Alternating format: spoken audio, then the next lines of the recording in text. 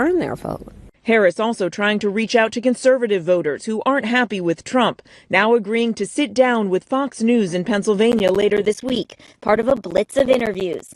It comes as she's ramping up the pressure on Trump, questioning his age and mental fitness, challenging him to another debate, but Trump repeatedly refusing. Harris releasing her detailed medical records this weekend and asking Trump, who would be the oldest president ever to take the oath of office, why he isn't doing the same. It makes you wonder, why does his staff want him to hide away?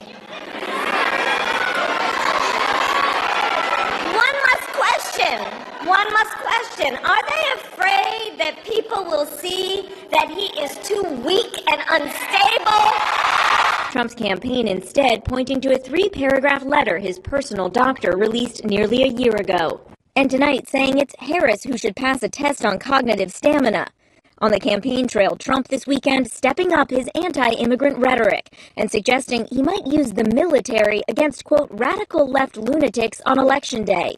I think the bigger problem are the people from within. We have some very bad people. We have some sick people, radical left lunatics.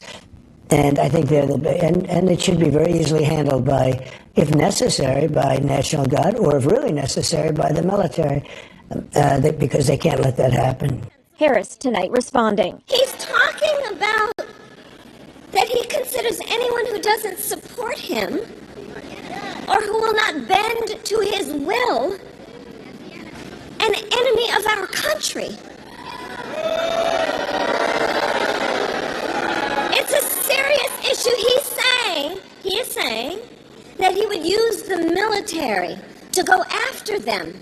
This is among the reasons I believe so strongly that a second Trump term would be a huge risk for America and dangerous. Now, this is both Donald Trump and Kamala Harris's 10th visit to Pennsylvania since Harris entered the race, showing just how important this state is to both of them. They are now separated here by less than a point, and both campaigns know their best chance to win the White House is to win this state, David. Tonight, breaking news as we come on the air. Kamala Harris and Donald Trump both in Pennsylvania at this hour. And the new ABC News poll tonight, what it shows, where this race stands. Also tonight, after dangerous misinformation about FEMA's response to the hurricanes, now the threats, and tonight an armed suspect under arrest. And the images coming in, the deadly commuter train accident outside New York. First tonight, 22 days now until Election Day, Vice President Kamala Harris and former President Donald Trump in the must-win state of Pennsylvania. Kamala Harris in Erie, Donald Trump outside Philadelphia. And the new ABC News poll tonight, what it shows just 22 days before this election.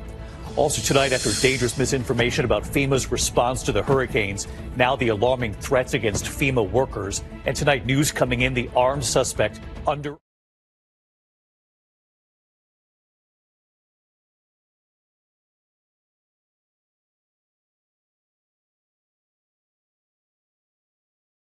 This is HSNB British broadcaster with World Headlines News. Welcome back. The United States is sending an advanced missile defense system to Israel, along with about 100 American troops to operate it, the Pentagon announced on Sunday.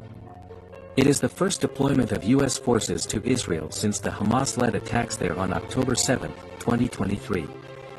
President Biden directed Defense Secretary Lloyd J. Austin III to deploy the Terminal High Altitude Area Defense System, or THAAD, and its crew, Major General Patrick Ryder, the Pentagon press secretary, said in a statement on Sunday.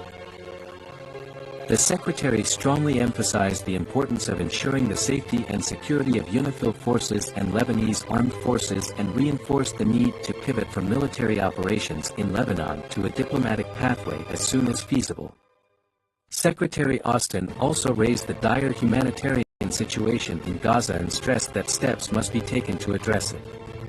The secretary reaffirmed the United States' unwavering, enduring, and ironclad commitment to Israel's security. He acknowledged Yom Kippur and the need to bring back all hostages to their families as soon as possible. The move will put American troops operating the ground-based interceptor, which is designed to defend against ballistic missiles, closer to the widening war in the Middle East. It comes after Iran launched about 200 missiles at Israel on October 1st and as Israel plans its retaliatory attack. Secretary of Defense Lloyd J. Austin III spoke with Israeli Minister of Defense Yoav Gallant on October 12 and expressed his deep concern about reports that Israeli forces fired on UN peacekeeping positions in Lebanon as well as by the reported death of 2 Lebanese soldiers. Thanks for watching and stay with us on HSNB Skyline Satellite Broadcasting or our social media accounts. Hi, this is Robert F. Kennedy Jr., and I'm here outside of the United States Department of Agriculture to tell you about a win-win policy that I'll be pushing in the Trump administration. It's a win for farmers, for consumers, and for the environment. And the purpose is to make America healthy again. America's current ag policy is destroying America's health on every level. It's destroying the economic health of farmers by forcing them to get big or get out. Big corporate farms do just fine, while the small and medium family operators are squeezed to the point of collapse. It also destroys the health of America's soil and water by tilting the playing field in favor of more chemicals, more herbicides, more insecticides, more concentrated monocrops and feedlots. And finally, it destroys the health of consumers. Not only do the chemicals pollute our bodies the same way that they pollute the soil, but corporate interests have hijacked the USDA's dietary guidelines to make natural, unprocessed foods barely an afterthought. That's one reason why 70% of the American diet now consists of ultra-processed food. We're going to change that. We're going to give farmers an off-ramp from the current system that destroys their health, wrecks the soil, makes Americans sick, and destroys family farms. We're going to rewrite the regulations to give the smaller operators a break. We're going to encourage sustainable, regenerative farming that can build soil and replenish aquifers. We're going to ban the worst agricultural chemicals that are already